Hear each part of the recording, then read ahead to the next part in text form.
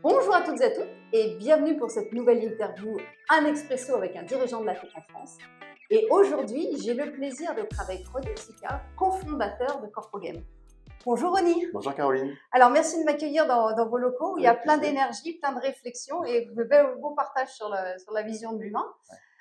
CorpoGame, est-ce que tu peux nous dire un petit peu plus précisément ce que vous faites et pourquoi tu es le cofondateur, pourquoi tu as eu l'idée de créer CorpoGame? Avec plaisir. Alors CorpoGame, ça répond à une problématique qui est celle de comment on manage. On n'est pas tous nés pour devenir manager. Et effectivement, on a voulu créer des outils. Aujourd'hui, il y a des outils pour monitorer les chiffres d'affaires, les finances. Il y a beaucoup d'outils pour monitorer, mais il n'y a rien pour aider et accompagner les managers dans la motivation de leurs équipes, l'engagement de leurs équipes, la valorisation de leurs équipes et surtout dans des équipes qui ne sont pas commerciales où on a moins d'enjeux quotidiens court-termistes. Et donc, en effet, on a décidé d'apporter des solutions concrètes, des outils concrets pour donner les moyens à tous les managers de motiver leurs équipes. D'accord. Alors, tu le sais, au sein de Business Up Academy, on forme et on coach des managers et des commerciaux à l'excellence commerciale et au leadership. Alors, quel conseil, toi, tu auras envie de donner à des managers ou à des dirigeants d'entreprise pour engager leurs équipes? Alors, déjà, le temps. Le temps, il faut le consacrer humainement pour chaque collaborateur. C'est important d'écouter, d'avoir ce caractère réciproque. On demande aux équipes de se surpasser. Il faut qu'on accepte aussi de recevoir et d'écouter. Ça peut être leurs critiques, ça peut être leurs conseils. Évidemment, tout cela dans la bienveillance et de chercher à créer un climat de confiance entre les équipes pour que les salariés d'une même équipe puissent se dire, s'interpeller mutuellement sur ce sujet-là, j'ai du mal. Aujourd'hui, j'ai une problématique, je dois aller chercher mon enfant en urgence pour l'amener chez le médecin. Est-ce que quelqu'un peut me dépanner? Si évidemment on est dans un climat de confiance et qu'on peut et qu'on ose se parler les uns les autres, alors on trouvera des solutions pour atteindre nos objectifs collectivement. Je crois que si tu es très axé sur la culture du feedback, Ouais, absolument. que vous utilisez aussi beaucoup chez Absolument. CorpoGame et que tu motives. Exactement. Bah là, du coup, on essaye sur Corpo Games.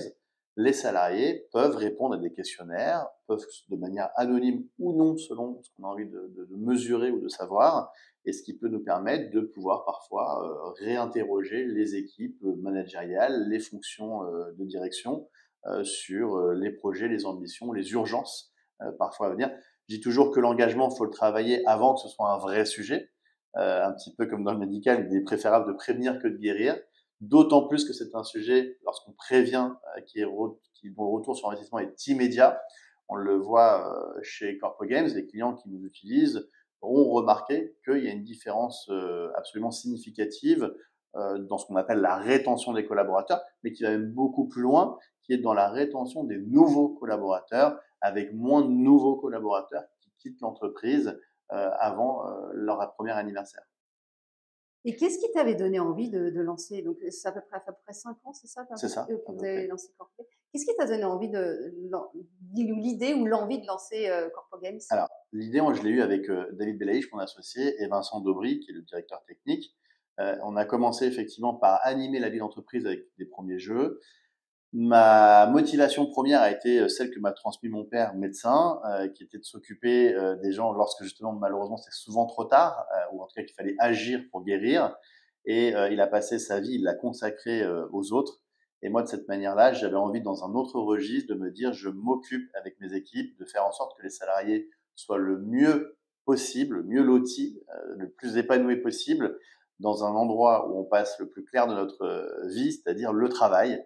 Et il est extrêmement important pour moi que les salariés soient heureux au travail. Et donc, c'est vraiment mon leitmotiv numéro un, c'est de me réveiller le matin et de savoir que les gens qui utilisent nos solutions vont probablement être un peu plus heureux que les autres. Et on voit beaucoup de choses, on voit beaucoup de mythes sur l'entrepreneuriat. J'accompagne les entrepreneurs aussi parfois sur certaines startups. On voit parfois c'est la catastrophe, c'est extrêmement difficile, ou au contraire c'est très facile, on est à Dubaï et l'argent coule tout seul. Euh, Toi, c'est quoi ta vision de l'entrepreneuriat? Et si tu devais donner des conseils à quelqu'un qui hésite à se lancer, qu'est-ce que tu aurais envie de dire? Alors, je pense que l'entrepreneuriat facile, pour moi, n'existe pas. Ce sont des mythes, effectivement, comme tu les as appelés, qui ne sont pas réels. Alors, bien sûr, on peut avoir de la chance et sortir le produit miracle de l'année, mais d'une manière générale, c'est un marathon. Il faut courir, il faut se faire coacher, tu le fais notamment avec d'autres équipes. Il faut bien s'entourer, c'est extrêmement important et c'est comme les footballeurs. Beaucoup travaillent dur et peu arrivent au niveau de la consécration mondiale, internationale. Mais de toute manière, c'est un beau projet. Je pense qu'il faut s'écouter d'abord soi-même. Soit on estime qu'on est prêt à faire des sacrifices et qu'on a envie d'être foncièrement, intérieurement entrepreneur pour plein de raisons et savoir quelles sont les raisons pour lesquelles on veut le faire. Soit au contraire, on peut justement s'épanouir dans une bonne équipe et rester salarié toute sa vie. Pour moi, c'est chacun doit trouver son orientation et ses préférences avec son affinité. Ok. Qu'est-ce qu'on peut souhaiter à CorpoGame pour les 3 à 5 ans à venir? Eh bien, Corpo Games, on a énormément de projets, puisqu'aujourd'hui, le Corpo Games, tel qu'on l'a aujourd'hui chez nos clients, ne reprend que 5% de ce que j'espère être le Corpo Games de demain. On travaille beaucoup la motivation, l'engagement des collaborateurs. On fournit ces outils-là et on est en train de travailler sur les mêmes outils, mais qui permettent dès aujourd'hui de travailler la performance de l'entreprise.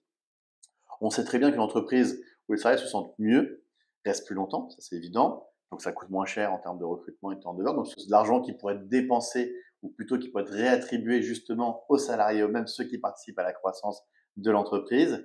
Et on veut continuer cette démarche-là pour faire en sorte que les outils permettent d'autant plus. Donc en fait, on est sur une balance qui monte les deux en même temps, parallèlement. Plus les salariés sont engagés et le bien-être est au cœur de la stratégie de l'employeur, plus la performance et j'espère pour une bonne répartition sera importante. Je sais que vous avez toujours plein d'innovations. Est-ce que Ouais. tu peux nous faire un petit peu de teasing sur les prochaines innovations de Corpo Games? Écoute, on travaille actuellement sur un sujet qui va sortir fin d'année et on a tous eu ou été confrontés au pot de départ de quelqu'un dans une équipe. Et il y a parfois des pots de départ qui passent complètement inaperçus. Voilà, c'est le terme.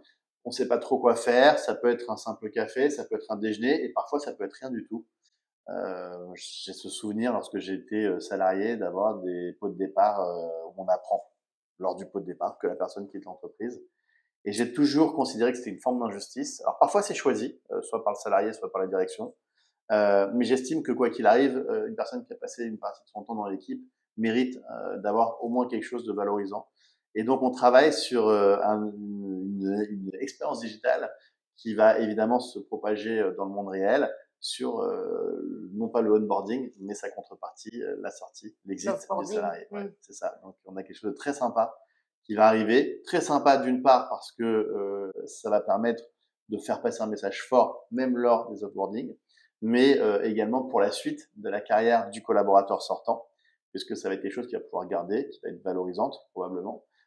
Et surtout, on oublie beaucoup, un collaborateur qui part, c'est potentiellement un prescripteur des services ou des produits de l'entreprise dans laquelle il a travaillé. Et j'estime que effectivement, c'est aussi important l'entrée que la sortie. Ok, donc hâte de voir cette nouvelle solution en place. Merci beaucoup, Ronnie, pour cette interview. Est-ce que tu as envie de rajouter un dernier petit point qui te tient à cœur? Alors, j'ai envie de dire quelque chose de très simple.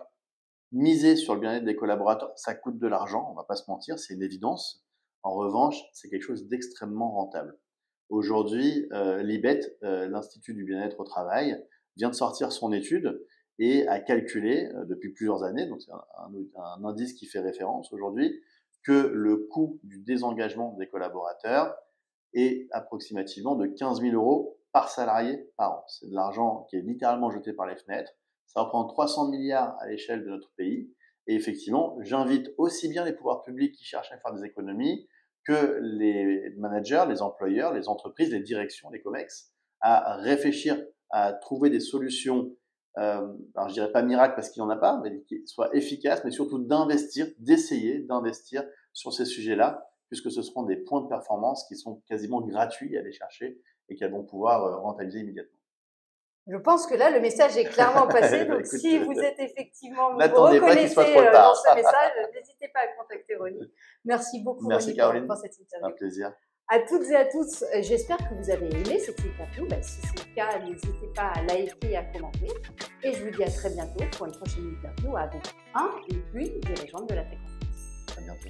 À bientôt.